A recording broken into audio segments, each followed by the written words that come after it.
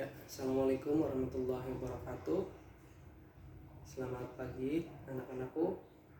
Gimana kabar kalian pagi hari ini? Sehat semua ya? Masih pagi harus semangat. Ya, pada kesempatan kali ini Bapak sangat senang sekali diberikan kesempatan untuk masuk ke kelas 12 IPS 3 ya. Ya. Sebelum Bapak memulai kelas hari ini, alangkah baiknya kita berdoa menurut kepercayaan masing-masing. Ya, Mas yang di belakang boleh dipimpin untuk doa.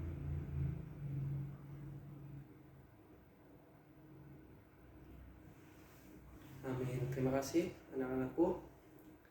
Sebelumnya Bapak mau tanya kepada anak-anakku sekalian. Sebelumnya ada yang sudah kenal dengan Bapak atau familiar dengan Bapak? Boleh angkat tangan. Belum ada ya? Ya, baik.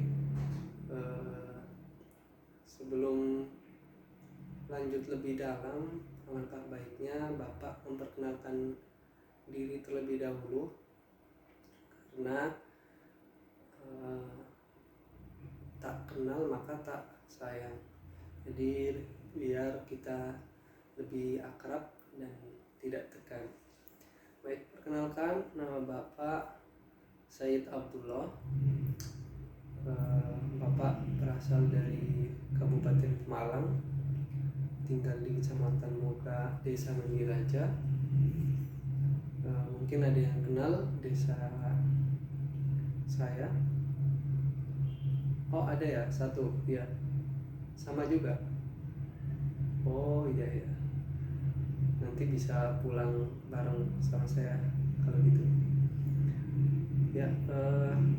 Kebetulan Bapak di SMA 1 Moga ini sedang praktek atau PPL. Jadi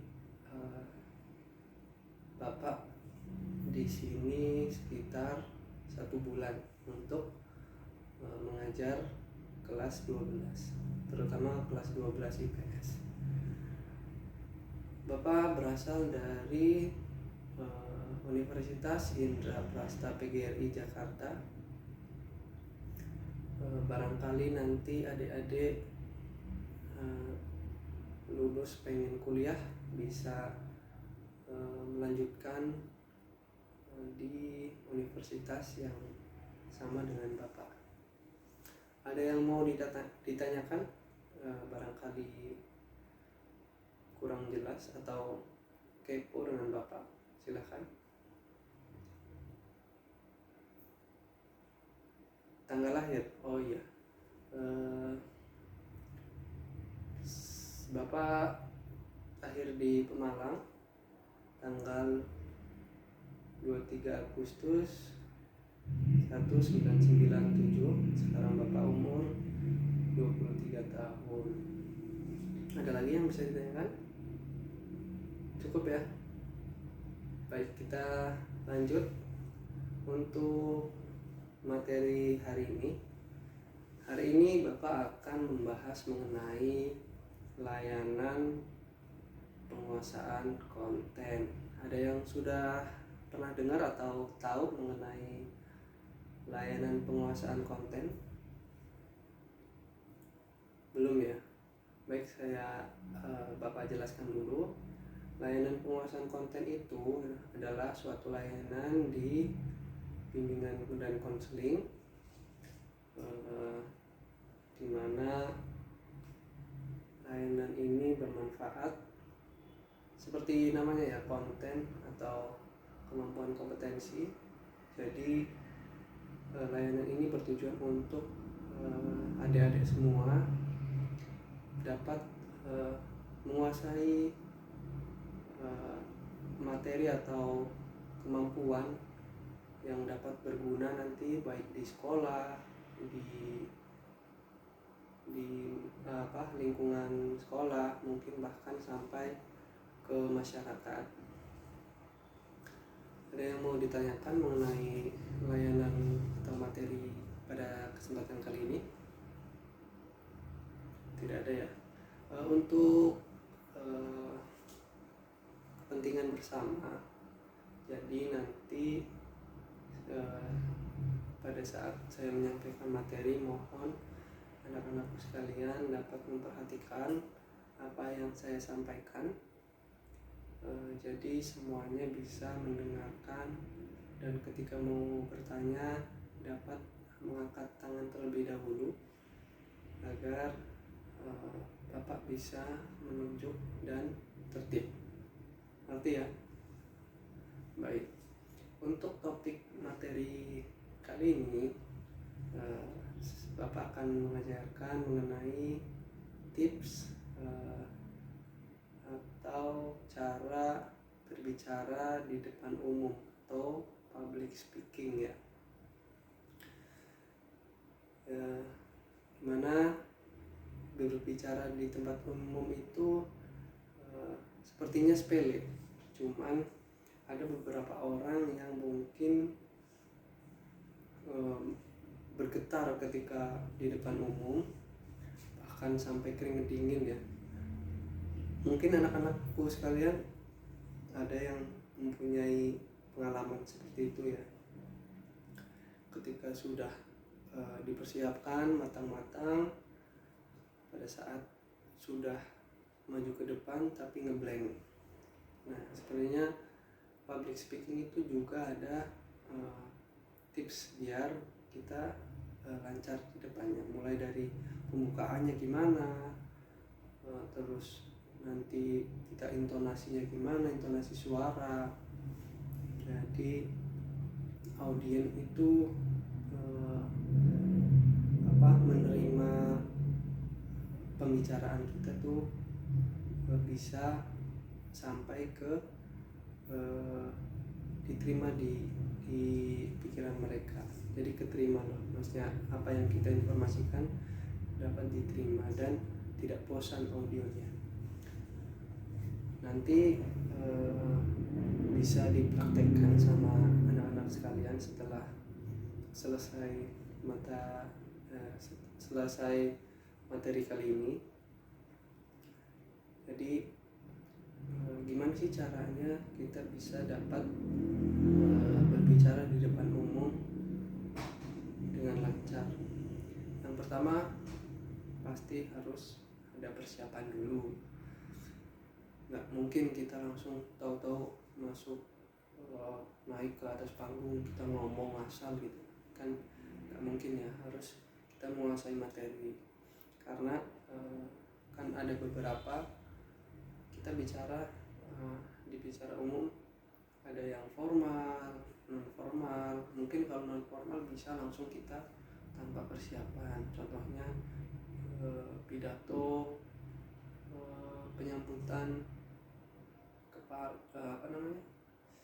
ketika kita jadi ketua RT gitu, kita langsung sambutan gitu, kita tidak usah menyiapkan. Tapi kalau formal, banyak audien dan banyak tamu, kita dilihat banyak orang, nah itu harus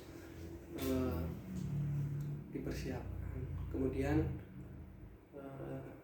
teknik pembukaan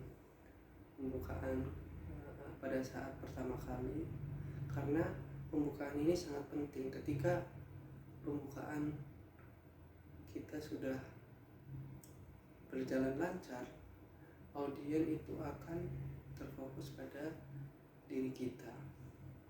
Jadi kalau pembukaannya sudah bagus, biasanya ke belakang-belakangnya itu bisa menyesuaikan. Jadi kita udah dapet feeling yang relax. Apa sih manfaatnya untuk kita belajar public speaking itu? Ada yang tahu manfaat public speaking buat diri sendiri, diri kita? Ya, Mas, jadi apa? Oh ya, menjadi kita lebih percaya diri yang pertama, kemudian bisa berpikir lebih kritis. Jadi kita manfaatnya itu banyak ya public speaking, apalagi anak-anak sekalian kan ini jurusannya IPS, lebih ke arah sosial. Nanti bisa jadi seperti Bapak menjadi konselor atau menjadi apa namanya,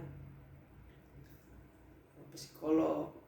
Intinya kan lebih ke sosial, jadi harus pintar ngomong di depan mungkin punya yayasan, nanti harus bisa mempromosikan yayasannya supaya para donatur itu mau, seperti itu. Yang ketiga juga bermanfaat untuk meningkatkan kompetensi percaya diri kita, itu sangat penting. Walaupun anak-anakku sekalian pintar dalam mata pelajaran ya, tapi ketika bicara di depan tidak bisa, gugup, apalagi sampai keringet dingin, itu sangat memalukan ya. Nggak memalukan sih, cuman ada nilai min di situ ya. Hari ini sampai pukul 9 ya. Mungkin pertemuan kali ini Bapak cukupkan sampai di sini ya, karena 5 menit lagi waktunya akan selesai. Nanti Bapak minta teman-teman bisa praktik di rumah dengan cara mungkin bercermin, jadi ngomong sama diri sendiri. Nanti lain waktu ketika Bapak masuk ke kelas ini lagi, saya ingin melihat beberapa anak nanti bisa maju untuk praktek. Baik, kiranya cukup sampai di sini. Kurang lebihnya Bapak minta maaf. Sebelum Bapak tutup, apakah ada yang mau ditanyakan?